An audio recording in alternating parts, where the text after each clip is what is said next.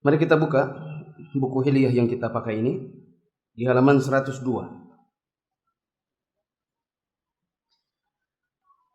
Larangan ke sekian, dan dia merupakan poin ke-57 dari adab seorang penuntut ilmu. Halaman berapa? 102.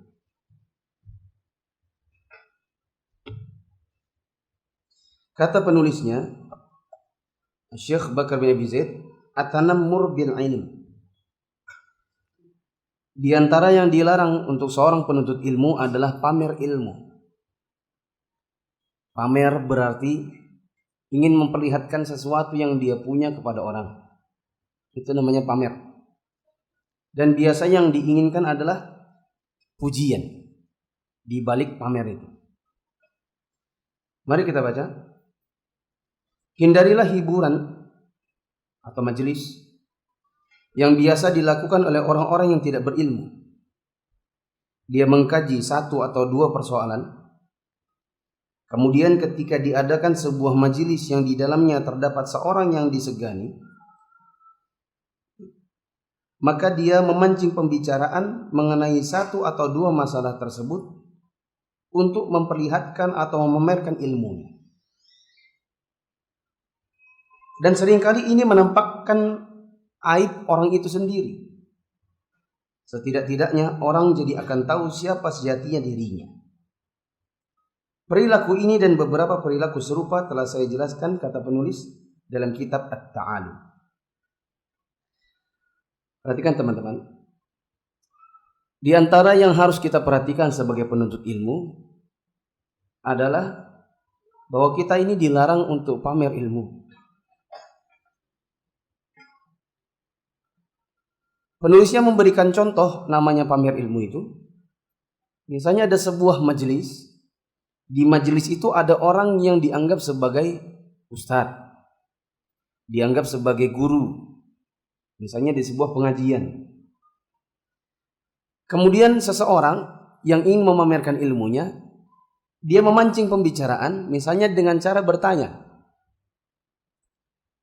Nanti kalau sudah dijawab apa yang ditanyakannya, maka dia memancing dengan sesuatu yang lain supaya orang-orang bisa lihat dia, bahwa dia punya ilmu. Bahkan kadang-kadang lebih tinggi ilmunya ketimbang gurunya. Di sini disebutkan oleh Syekh Utsaimin di dalam Syarah Hilyah Thalibul Ilmi. Kata Syekh gini.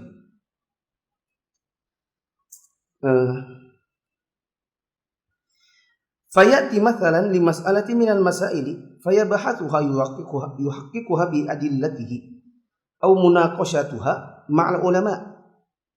Wa idha hadara al-majlisa al-'alimun yusharu ilaihi bil banan qal ma taqulu ahsanallahu ilaikum fi kadza wa kadza fayaqulu al-alimu mathalan hadha haram qala al-mutanammir kaifa bima tujibu min qouli sallallahu alaihi wasallam kadza.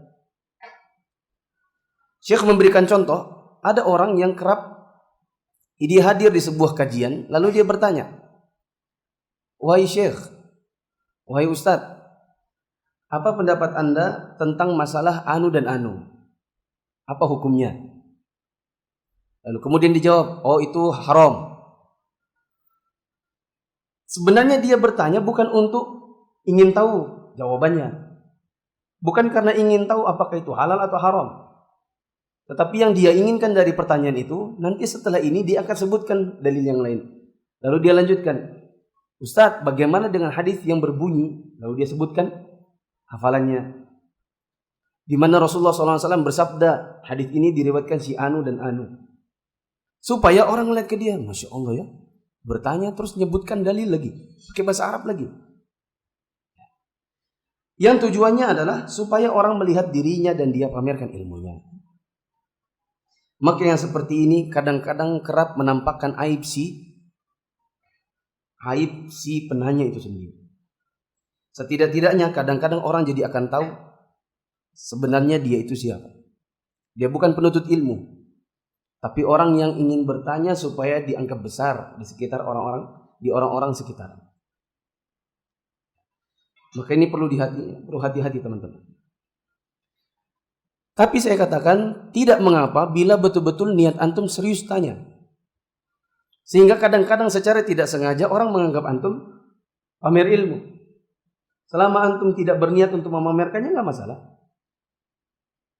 Dan ini pernah terjadi pada saya.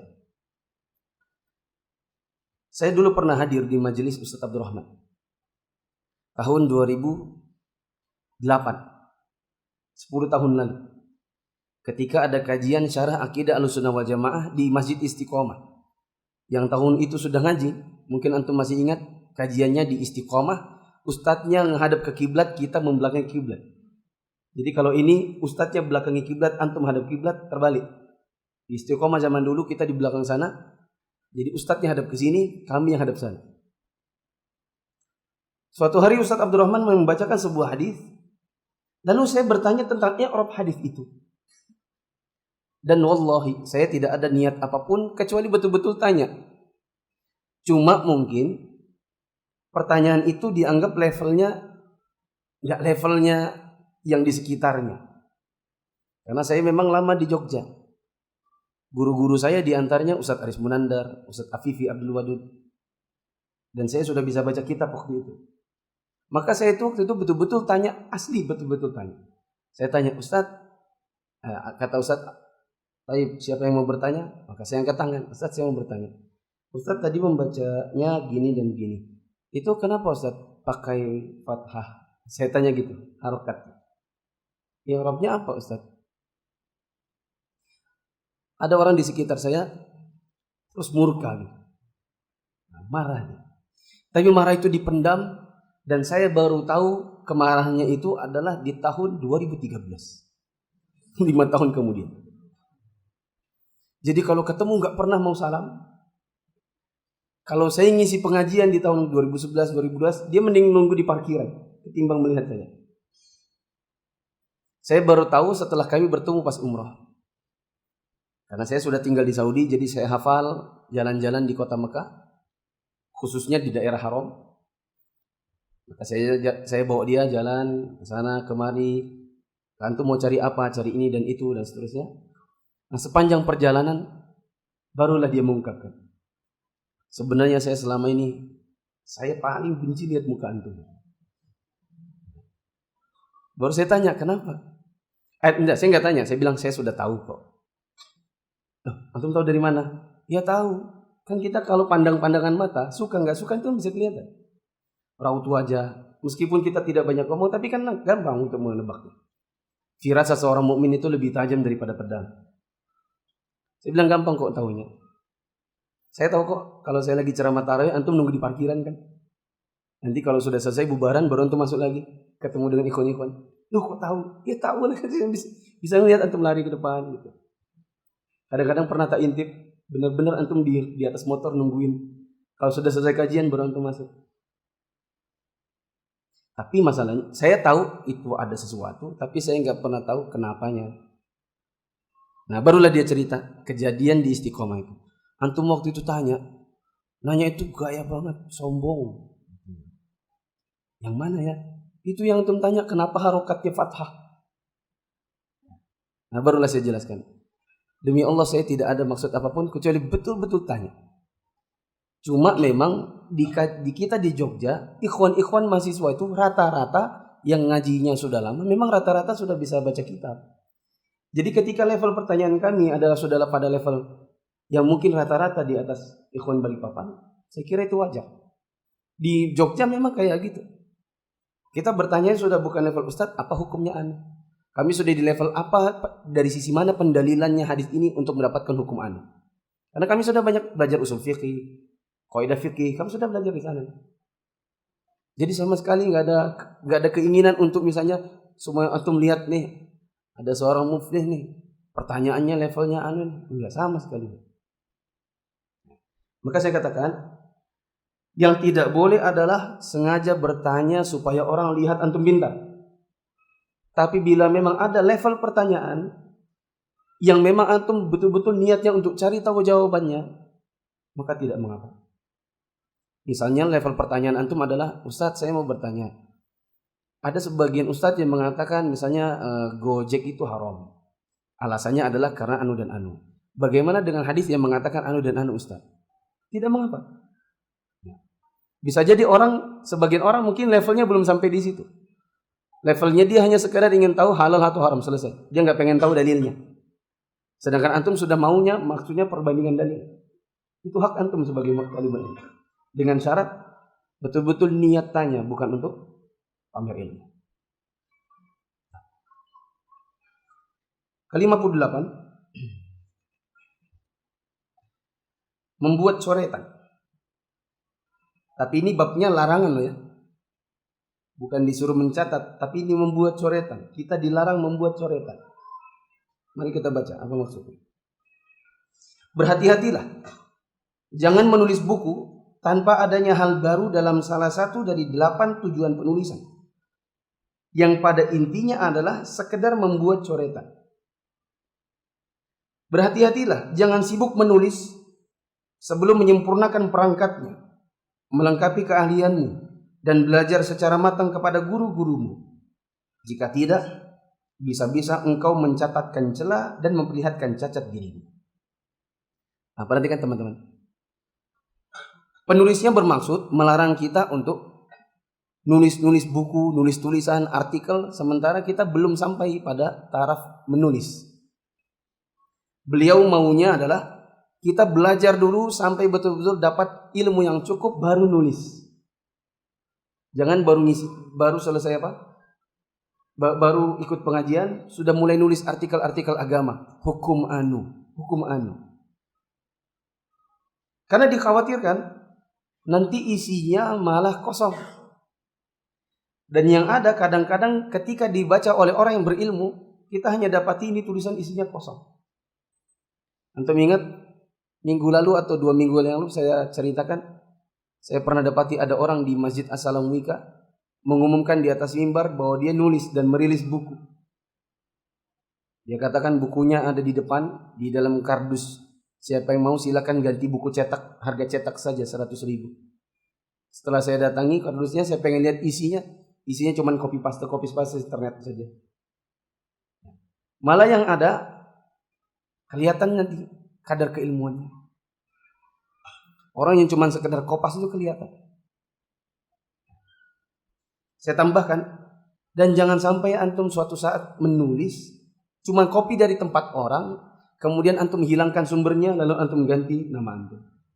Itu maling. Maling hasil karya orang. Sebagian orang demikian. Dan saya pernah dapati tulisan saya di internet beredar dengan namanya orang. Sekitar tahun 2015, 2014-15. Saya pernah nulis sesuatu, viral kemana-mana. Saya dapati namanya berganti menjadi seorang ustadz yang lain. Apakah ustadznya yang ganti atau ke orang lain saya tidak tahu. Tapi yang jelas sumbernya, aslinya saya yang nulis berubah jadi orang. Kalau bagi saya yang penting sebarkan ilmu. Tapi untuk orang yang mengganti namanya menjadi nama yang lain, maka ini pencurian namanya. Ya. Kadang-kadang sebagian penuntut ilmu begitu. Dia dapati tulisan yang bagus. Ini kalau disebarkan kayaknya bagus, mantap ini. Kemudian namanya diganti. Bahkan saya pernah japri seorang ustadz. Saya bilang, kenapa antum, itu kan antum bukan artikel antum. Kenapa selalu tulisannya hanya sekedar kopas? Kenapa tidak antum cantumkan namanya? Karena saya tahu sebenarnya penulisnya saya. Cuman di delete ganti kopas. Bahkan setelah itu beredar jadi nama antum. Tahu nggak ya? Saya punya tulisan.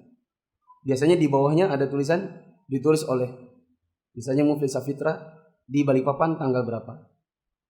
Saya dapati ketika dia beredar berputar sampai kepada saya dan saya lihat ustadznya sendiri yang posting tulisannya kopas. Kopas. Setelah itu berapa hari berubah jadi namanya. Maka ini yang saya pernah sampaikan. Harusnya apa yang ada antum posting apa adanya. Karena kopas terus antum kopas tempat yang lain, orang mengira tulisan antum. Maka jamaah teman-teman yang dirahmati Allah, pertama, kalau belum memiliki keahlian yang cukup dalam ilmu agama, maka hindarin menulis.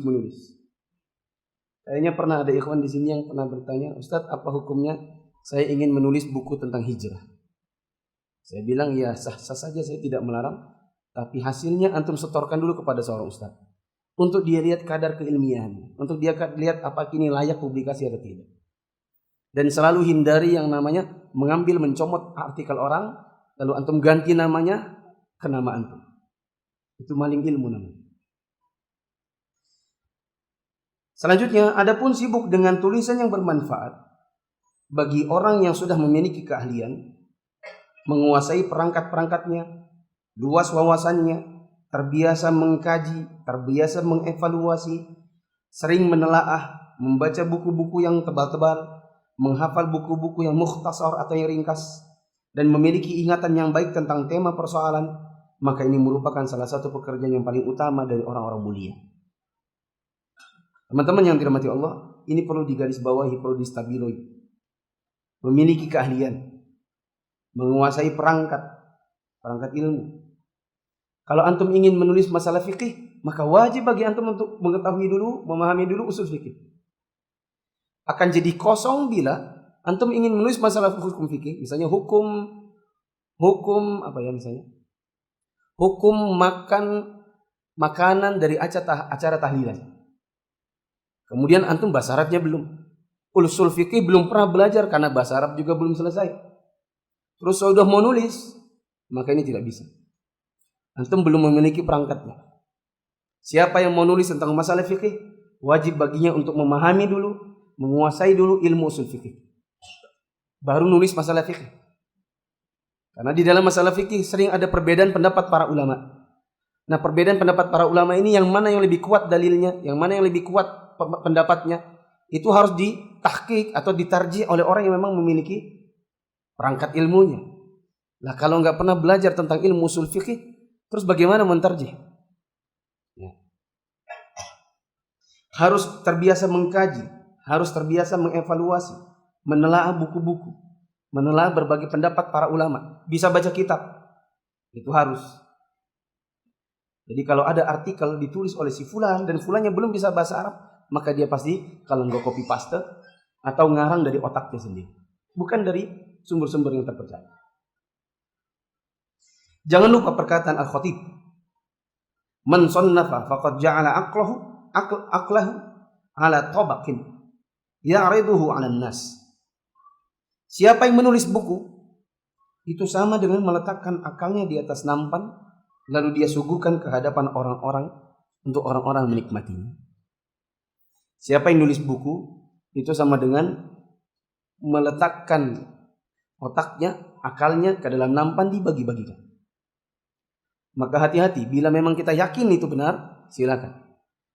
Tetapi bila isinya racun, kita nulis dan ternyata salah-salah, lalu kemudian orang mengikuti, maka yang datang bukanlah pahala, tapi justru berdosa. Wallahu a'lam bishawab. Dah ini dulu. Saya ulang. Hindari pamer ilmu. Yaitu antum mencari kesempatan-kesempatan agar bisa menunjukkan ilmu antum kepada orang. Contohnya adalah dengan sengaja bertanya supaya orang-orang melihat kualitas pertanyaan antum dan antum bisa pamerkan hafalan antum. Tapi saya katakan, bila memang antum ingin bertanya dan serius betul-betul mau tahu jawabannya, kemudian antum merangkai sebuah pertanyaan yang memang levelnya bukan level orang biasa, maka tidak masalah. Selama betul-betul niatnya adalah untuk tanya, bukan untuk pamer apa yang antum tahu. Yang kedua, kalau ingin menulis, maka tulis apabila antum sudah memiliki keahlian. Antum baru boleh menulis bila antum sudah menyempurnakan ilmu secara matang. Terutama ilmu yang akan antum tulis. Kalau antum ingin menulis sebuah masalah fikih, maka antum harus paham dulu dan harus kuasai dulu ilmu usul fikih. Karena di dalam fikih banyak sekali perbedaan-perbedaan pendapat yang baru akan bisa ditarjih, baru akan bisa diketahui mana pendapat yang lebih kuat oleh orang yang sudah belajar usul fikih. Siapa yang belum pernah belajar usul fikih, maka jangan nulis masalah fikih. Tapi kalau buat catatan kajian boleh, silakan. Maksudnya catatan pribadi. Antum nulis, antum bilang saya mendengar dari Ustadz Anu bahwa anu. Cuma sekedar catatan tulisan boleh. Makanya dia katakan hanya sekedar coretan.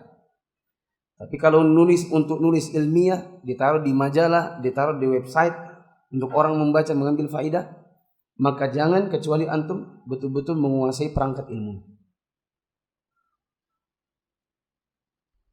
Hindari mengcopy paste tulisan orang lalu membubuhkan nama sendiri di tulisan tersebut dengan menghilangkan namanya. Hindari yang seperti itu.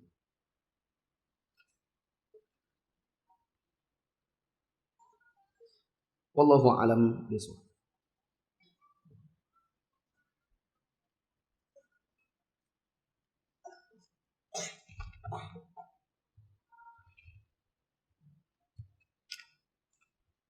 Saya sengaja kerjanya ringkas. Saya mentargetkan agar kertas-kertas pertanyaan antum bisa selesai sebelum Ramadan.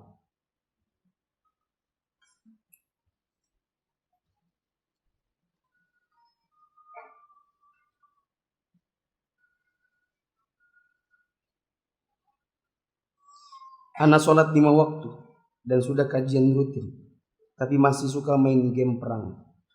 Sulit sekali meninggalkannya. Mohon nasihatnya. Ini sudah sering kali saya ulang-ulang. Saya katakan antum sudah besar. Kalau sudah besar harusnya sudah move on dari game. Bila muncul satu uban harus hilang satu permainan.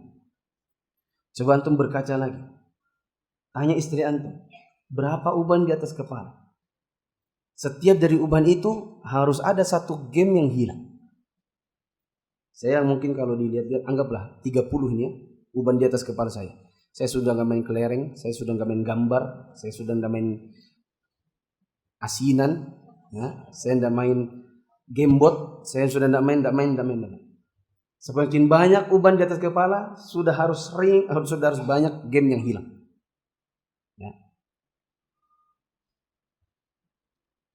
Dan game itu tidak memberikan antum pahala. Dengan niat apapun. Ustadz, saya main game ini dengan niat supaya saya semangat sholat. Apa hubungannya? Ustadz, suami saya selalu susah diajak ke rumah mama saya. Alasannya malas katanya. Padahal mama saya hidup sendiri dan hanya saya anaknya. Tapi kalau mama dari suami saya selalu dimanjakan. Saya tahu suami harus patuh pada ibunya. Tapi apa salah kalau saya minta mama saya juga dimanjakan? Tolong nasihati. Ini bahasanya salah. Bukan orang tua dimanjakan, bukan. Tapi orang tua diperhatikan. Kalau dimanjakan itu, apa-apa dituruti.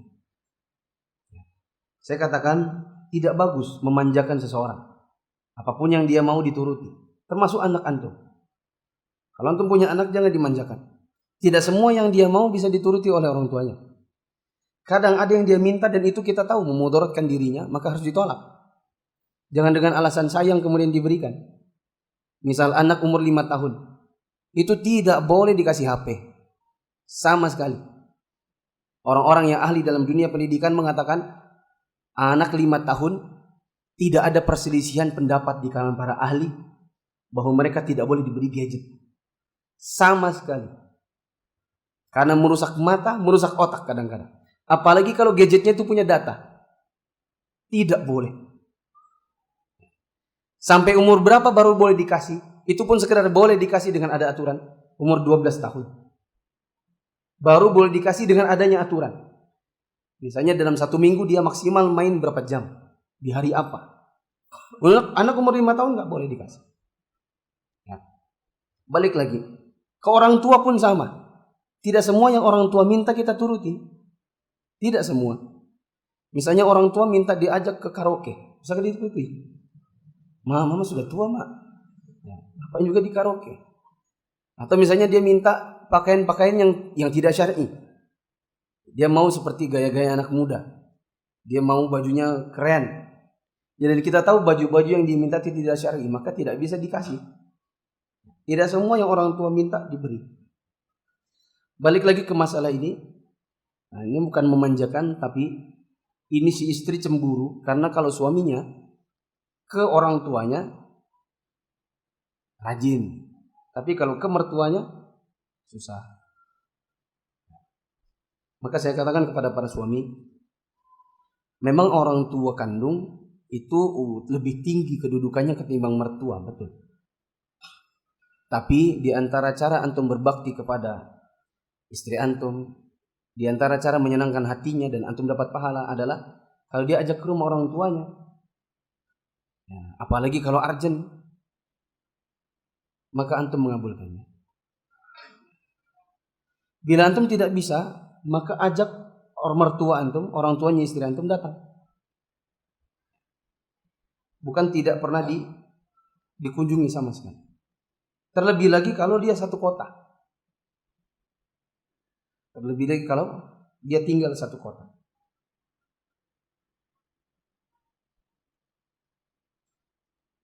Ustadz, saya dan suami alhamdulillah sudah kenal sunnah, tapi kadang masih suka lalai.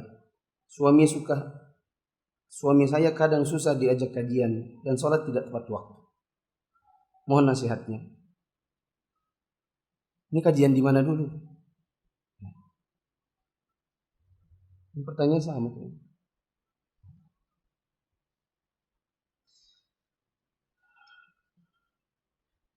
Antum sudah dengar pertanyaannya dan saya yakin antum pasti sudah tahu jawabannya. Nah, itu aja. Ini kan istri yang curhat. Mungkin suaminya ada di sini. Sudah suami istrinya sudah sama-sama kenal sunnah. Sudah sering kajian. Tapi kalau kajian kadang malas, kalau sholat tidak tepat waktu. Saya kira antum tidak butuh nasihat karena saya yakin sekali antum tahu jawabannya. Cuman ini curhatan si istri. Maka para suami dengarkanlah. Ustadz, saya dan suami sudah lama menikah. Ini jadi kayak kajian ibu-ibu nih. Ustadz, saya dan suami sudah lama menikah. Qadarullah belum punya keturunan. Tapi mertua dan suami sering menekan, nanya kenapa belum hamil. Jawab dia, kenapa belum hamil? Karena Allah belum beri, udah. Tapi tentunya ada usaha. Saya katakan bila setahun belum ada anak, maka berusahalah untuk datang ke dokter. Dicek ada masalah apa. Kalau seandainya butuh operasi misalnya dan operasinya bisa untuk didanai, maka lakukanlah. Setelah itu, setelah ada usaha baru tawakal kepada Allah. Ada ikhwan itu 13 tahun gak punya anak. Operasi ini, operasi itu, bayi tabung 50 juta dan lain-lain.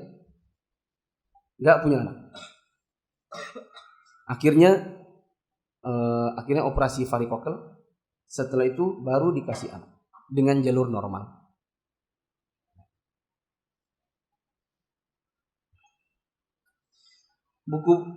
Buku-buku yang dulu saya pakai waktu masih kerja di perusahaan mengandung riba, gharar, dan maisir.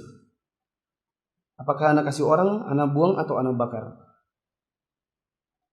Antum kalau dikasih orang suruh orang baca jangan. Tapi kalau antum buang juga sayang. Kecuali bila antum buang dalam keadaan sudah dirobek-robek. Jadi dia sudah tidak berbentuk buku, tapi kertas umum. Kemudian antum kasih ke orang yang suka cari kertas bekas. Karena itu nanti bisa didaur ulang, dijadikannya misalnya bisa apa? Kertas daur ulang. Dibuatnya bahan apalah. Kalaupun dibakar maka tidak mengapa.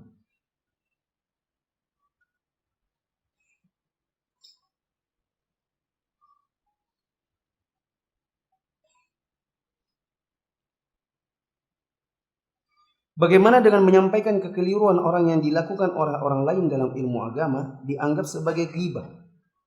Bagaimana sikap kita? Ghibah itu adalah, perhatikan Pak. Apa sih ghibah itu? Ghibah itu adalah antum menyebutkan keburukan seseorang yang memang ada, memang nyata. Sedangkan kalau dia tidak nyata, itu namanya apa? Fitnah. Nah, ghibah menyebutkan keburukan seseorang dan betul-betul ada pada dirinya, itu ada yang terlarang, ada yang boleh. Hukum asalnya dia terlarang. Tapi dia boleh pada saat beberapa keadaan. Menyebutkan keburukan seseorang itu ada yang dibolehkan dengan beberapa keadaan. Satu, catat. Menyebutkan keburukan seseorang yang memang betul-betul ada padanya, apa tadi namanya? Riba. Itu ada yang diperbolehkan pada beberapa keadaan. Satu,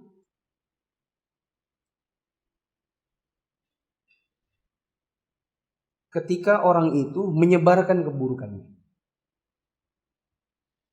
Ketika orang itu menyebarkan keburukannya. Mengajak orang lain mengikutinya. Dan kita ingin orang lain menghindari dirinya. Maka itu boleh. Misalnya ada teman kita yang suka pakai narkoba. Lalu dia ngajak-ngajak yang lain. Di kampus misalnya. Lalu kemudian kita tahu, lalu kita sebarkan kepada sebagian teman-teman kita. Kamu jangan dekat-dekat si Anu. Takutnya suatu hari kamu dimasukin makananmu dengan pil-pil, lalu kamu jadi kayak dirinya. Itu pengedar narkoba. Maka ini ada keburukan, dia ngajak orang, kemudian kita ingin agar orang lain menghindari dirinya. Maka ini boleh. Paham ya? Kedua,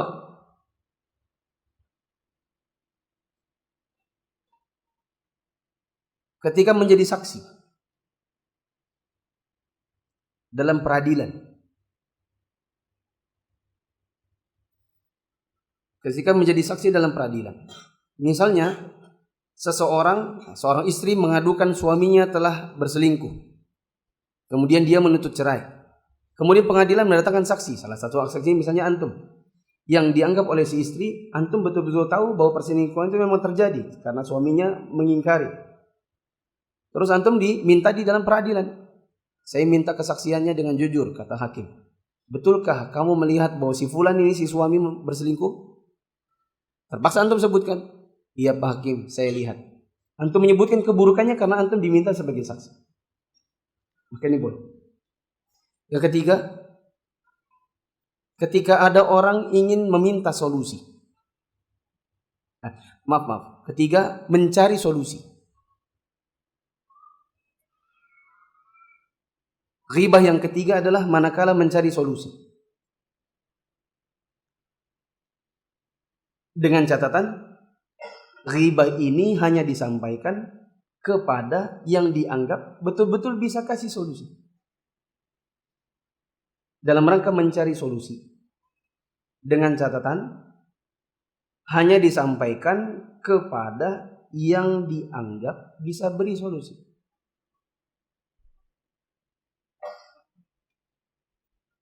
Misal, seorang istri ingin mengadukan suaminya yang telah berselingkuh. Dia adukan kepada seorang ustadz, yang ustadz itu dekat kepada suaminya. Itu ghibah bukan? Dia ngirim pesan nih misalnya. Assalamualaikum ustadz, semoga ustadz sehat-sehat. Mohon maaf, saya ingin dirahasiakan. Nama saya Fulanah. Saya ingin menyampaikan bahwa suami saya dapati berselingkuh. Namanya si Anu. Itu ghibah bukan? Ghibah. Dia menceritakan kejelekan suaminya. Kepada siapa? Kepada orang yang dianggap bisa memberikan solusi. Namanya si Anu Ustadz, dia sering kajian Ustadz. Ustadz pasti kenal dia. Mohon solusinya Ustadz, bagaimana caranya agar saya bisa menasihatinya, atau Ustadz menasihatinya, ataukah saya minta cerai saja. Ini si istri menyebutkan keburukan suaminya, menghibai suaminya kepada orang yang betul-betul dia yakin bisa datangkan solusi. Maka ini boleh.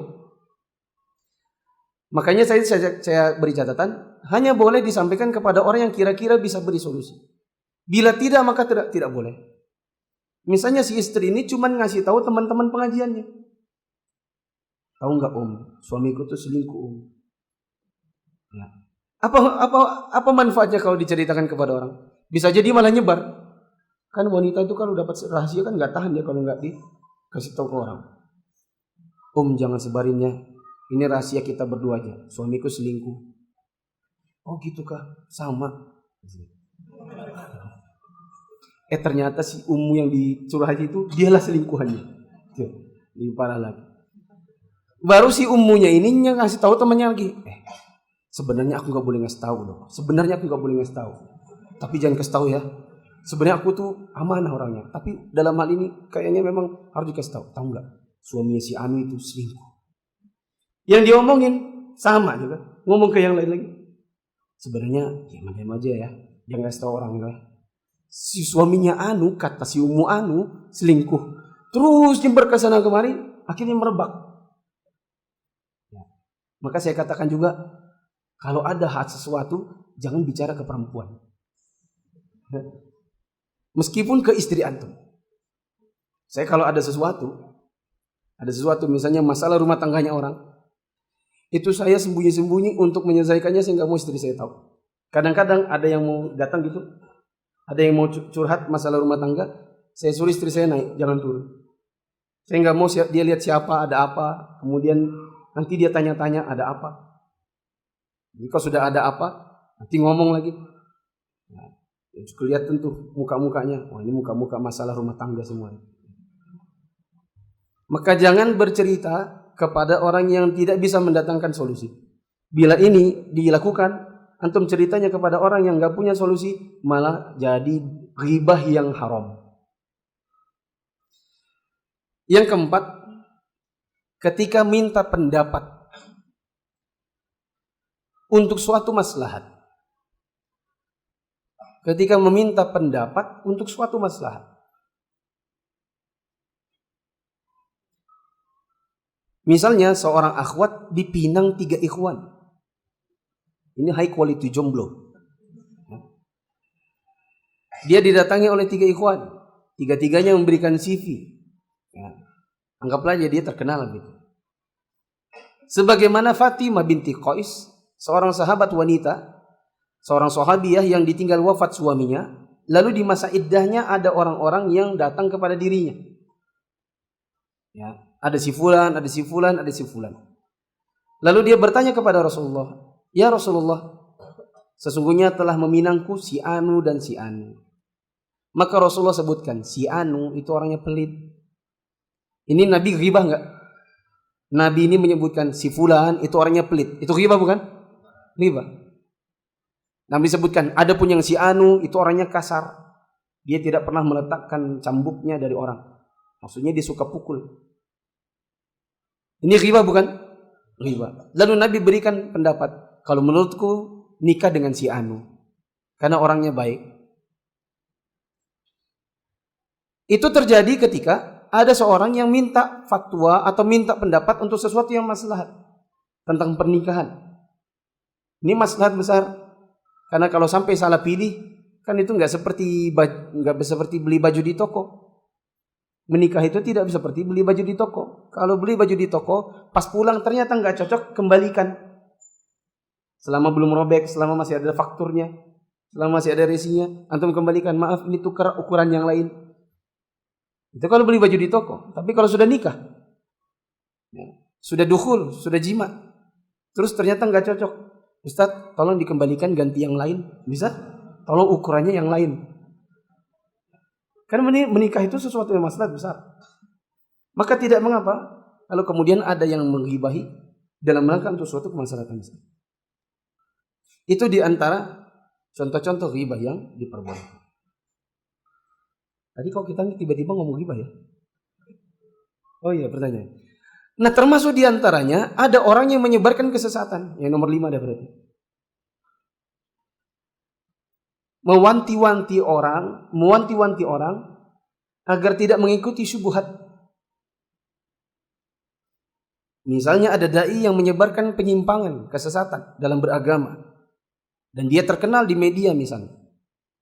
Dia siaran di TV nasional. Akun-akun media sosialnya diikuti jutaan orang. Lalu kemudian kita menyebarkan kepada orang, hati-hati dengan pemikirannya si fulan. Dikarenakan fulan itu menyebarkan pemikiran menyimpang. Misalnya dia memperbolehkan riba dengan selama niatnya ikhlas karena Allah. Dia melegalkan LGBT selama pernikahannya sakinah mawaddah warahmah. misalnya.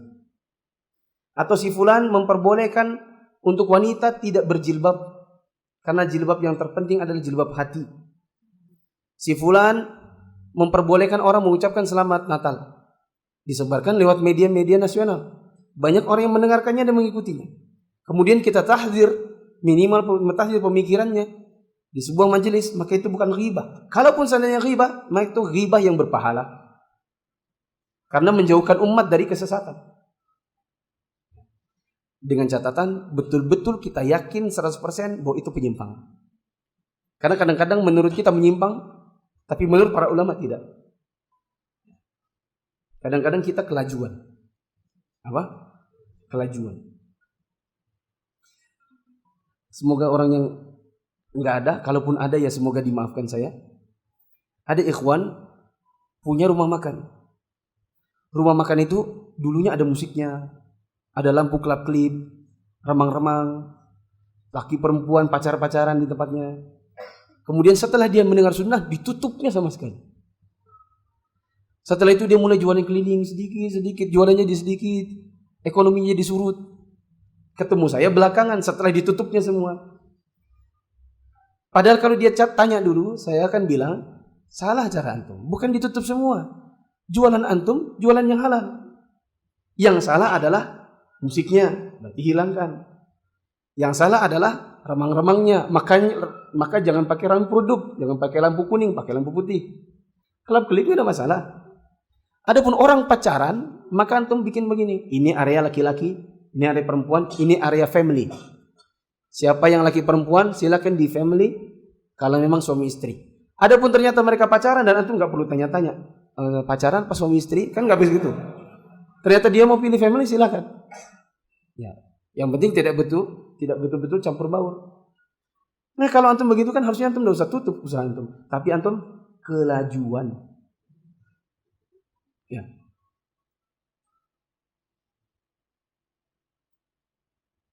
Apa hukumnya memfoto makanan yang kita makan lalu menguploadnya di sosial media? Dikira antum aja yang bisa makan begitu. Saya tidak bisa menghukumi apa-apa. Hukum asalnya boleh, tapi kalau niatnya pamer bahwa antum bisa makan itu, maka berdosa. Bila cuma sekedar bikin orang ngiler, antum juga berdosa. Apalagi kalau cuma foto kirim ke orang nggak bagi-bagi. Tapi kalau sekadar pemberitahuan, alhamdulillah lagi di Manado. Ini ada ikan roa.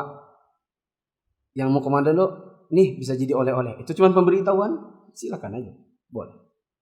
Sebelum pertanyaan berikutnya, dihimbau kepada seluruh pemilik kendaraan, khususnya yang roda 4, untuk bisa lebih tertib dan mengikuti arahan security dalam hal parkir kendaraan. Terutama lagi yang sudah diumumkan oleh takmir di beberapa minggu yang lalu soal mengikuti bundaran. Terutama lagi ketika minggu depan insya Allah akan ada Ustadz Sofyan Khalid Rurai, maka mungkin yang datang akan lebih banyak lagi. Maka saya minta tolong kepada antum semua untuk betul-betul memarkir kendaraannya dengan tertib.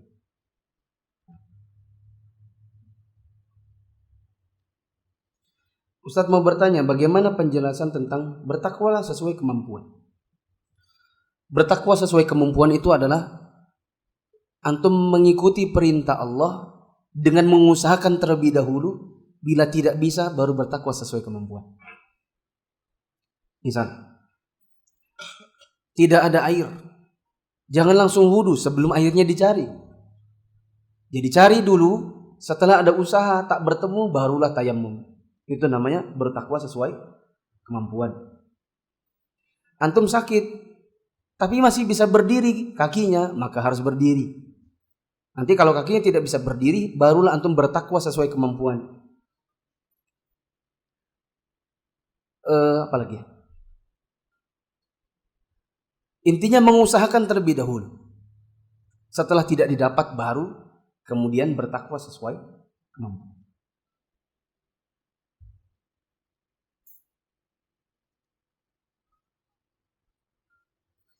Bagaimana hukumnya berfollow-followan dengan teman SD, SMP, SMA yang menampilkan aurat dan ada syubhat dengan niatan berdakwah kepada mereka lewat media sosial, saya tidak melihat beranda yang isinya postingan mereka. Saya tahu ini kalau di Facebook bisa. Antum tidak follow mereka, antum unfollow, mereka yang follow antum. Jadi mereka senantiasa melihat postingan antum, antum tidak melihat postingan mereka. Maka tidak mengapa. Di sebagian teman Facebook saya dulu ada yang add saya okekan saja dengan niatan dia lihat saya, dan setiap setelah add langsung unfollow.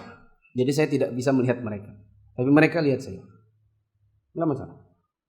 Adapun kalau di Instagram, kayaknya Instagram itu gimana Instagram itu ya? Sama juga. Ya sudah, berarti sama juga. Tapi siapa yang kita follow?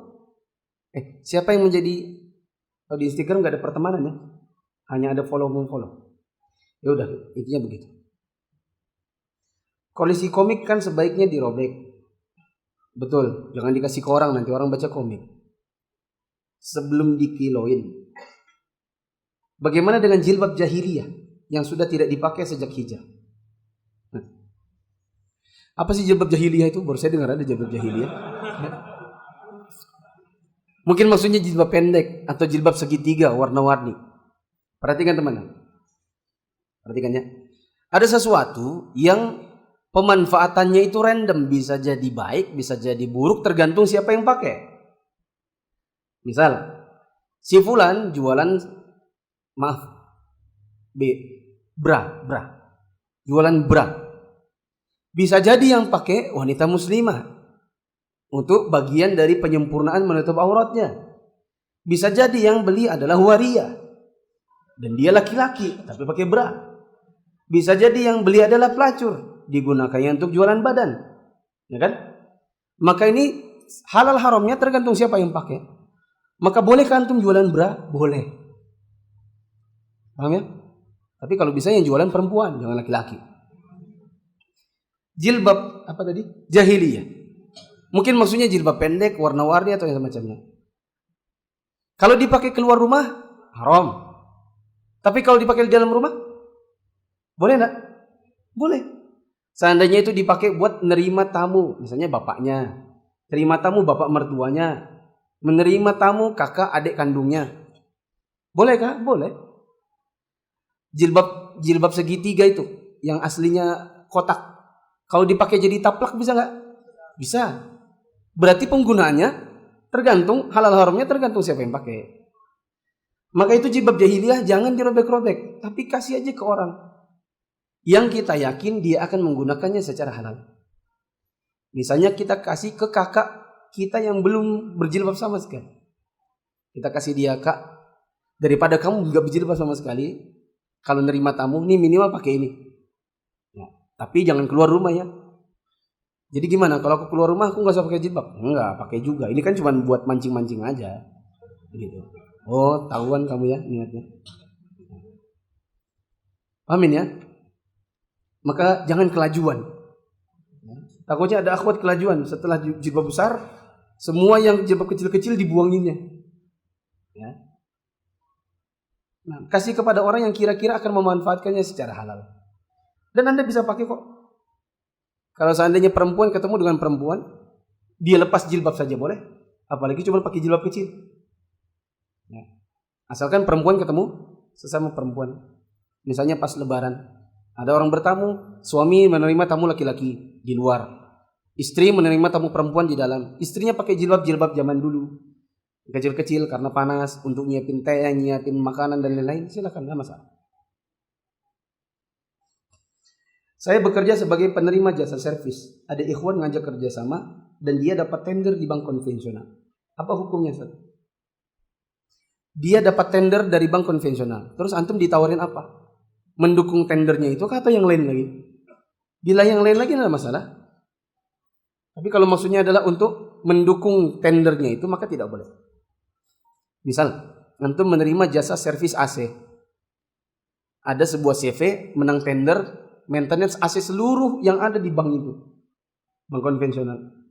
Maka antum disubkan ke antum, maka tidak boleh. Dikarenakan Antum akan membantu servis AC yang AC ini kalau dia nyala dingin, ribanya akan jalan dengan dingin, gitu kan? Maka antum tolong menolong dalam melancarkan riba. Maka jangan. Ustadz, insya Allah tahun ini saya berumur 26 tahun. Sungguh. Sejak setahun yang lalu ana sudah memiliki niat untuk menikah. Tapi entah mengapa selalu disusupi rasa was-was. Takut tidak mampu nafkahi, membimbing istri, bla bla bla bla, panjang banget ini. Mohon nasihatnya Ustaz. Saya juga dulu kayak antum. Waktu saya mau menikah saya itu juga takut. Bisa nggak ya saya romantis? Ya, bisa nggak ya saya jadi suami yang baik? Ya, tapi saya harus nikah. Suka tidak suka saya harus nikah. Maka saya jalani, setelah saya jalani ternyata saya romantis. Ternyata. Dan saya baru tahu setelah nikah. Jadi kalau menurut saya nikah aja dulu. Insya Allah ketakutan-ketantungan antum itu nanti baru akan terbukti setelah antum nikah. Ya. Kalau ternyata betul-betul antum gak bisa romantis, antum tanya kepada ustadz yang romantis. Ustadz, saya mau tahu gimana cara jadi suami romantis. Antum konsultasi. Nanti saya beritahu. Ustadz, gimana cara, mohon maaf Ustadz ya, saya belum malam pertama nih, gimana caranya mengatasi dak-dik-duk di saya. Nanti saya beritahu caranya.